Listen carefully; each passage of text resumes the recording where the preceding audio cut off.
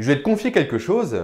Tu fais peur aux recruteurs. Hein? Oui, il fait peur aux recruteurs. Un recruteur a peur de se tromper. Un recruteur a peur de se tromper en recrutant un candidat qui sur le papier dispose de toutes les compétences nécessaires, qui passe haut la main l'ensemble de ses entretiens, mais qui, une fois en poste, s'avère être une véritable chèvre. Oui, je confirme, il a raison. L'un de mes buts sur cette chaîne, c'est de t'aider à développer ton employabilité. Je vais donc te livrer 3 de mes conseils personnels pour t'aider à détruire les peurs des recruteurs.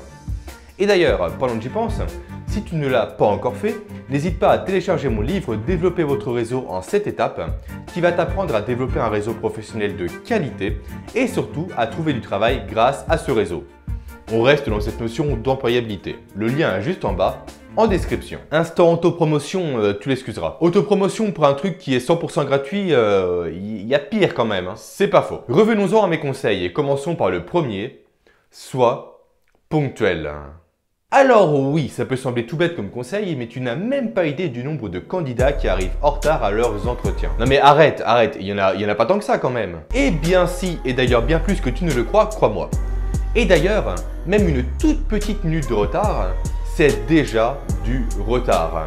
Et quand on sait que la ponctualité est le premier signe de professionnalisme que tu vas envoyer au recruteur, arriver en retard, c'est littéralement te tirer une balle dans le pied. Et c'est pas avec une balle dans le pied que tu vas arriver en avance. Et j'irai encore plus loin dans mon conseil. Un candidat d'élite doit arriver en avance à son entretien, histoire de démontrer son sérieux et son professionnalisme. Et pas uniquement, effectivement.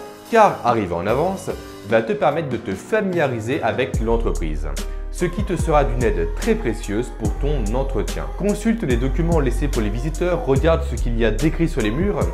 Bref, tout ce qui parle de l'entreprise, prends-en connaissance. Place maintenant au conseil suivant, viens armé. Parce que oui, c'est bien connu, les armes, ça rassure. C'est pas ce que je veux dire. Ce que je veux dire, c'est que c'est bon. Ok, t'as passé les phases de présélection. Et à partir de maintenant, ton CV ne sert plus à rien du tout.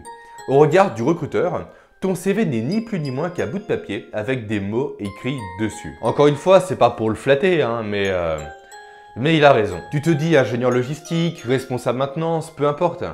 Mais qu'est-ce qui va le prouver au recruteur? Rien.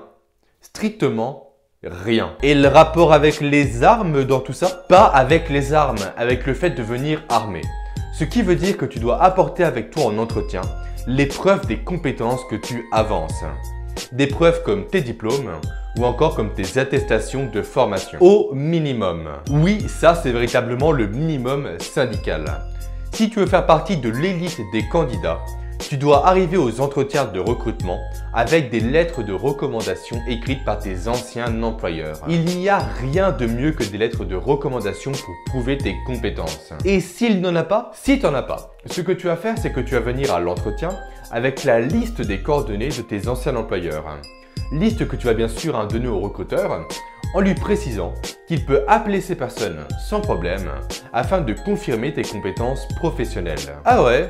Pas con, pardon, pas congolexicomatisation. Bien joué la référence. Merci. Bref, sans transition, place à mon dernier conseil, le dossier d'expertise. C'est le conseil ultime. Tellement ultime qu'il ne s'adresse pas à tout le monde malheureusement.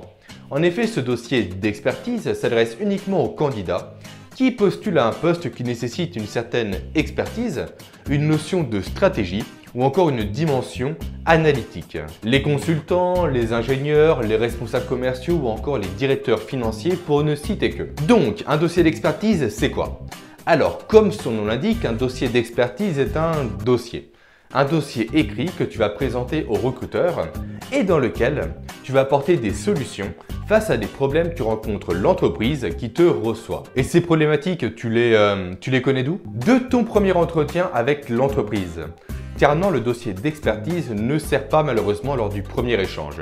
Il sert au minimum lors du deuxième entretien, voire du troisième entretien que tu vas passer avec la même entreprise. D'où toute l'importance de réellement prendre le temps de poser des questions lors de ton premier rendez-vous, afin de réellement cerner tous les enjeux qui entourent le poste auquel tu prétends. Ce dossier est composé de 3 étapes. 3 étapes que je décris dans mon blog. Lien en description. Et vu que le dossier d'expertise ne concerne pas tout le monde, je ne vais pas rentrer plus en détail. Si jamais tu veux en savoir plus, va faire un tour sur mon blog afin d'avoir toutes les informations nécessaires. Lien toujours en description. Tout ça pour dire que ce dossier est véritablement redoutable. Il va te permettre de démontrer tes compétences au recruteur. De démontrer tes compétences face à un cas concret rencontré par l'entreprise. Le recruteur va donc se projeter dans les solutions que tu vas lui proposer. Et donc, de fait, il va se projeter avec toi, occupant une place importante dans sa société. Alors, si tu es concerné, prends le temps de faire ce travail. Prends le temps de monter ton dossier d'expertise à l'aide des conseils que je t'ai réservés sur mon blog. Et je te garantis que ton employabilité en sera décuplée. Et voilà, cette vidéo est maintenant terminée. Bon, j'espère que ce retour à un format que je faisais avant t'a plu.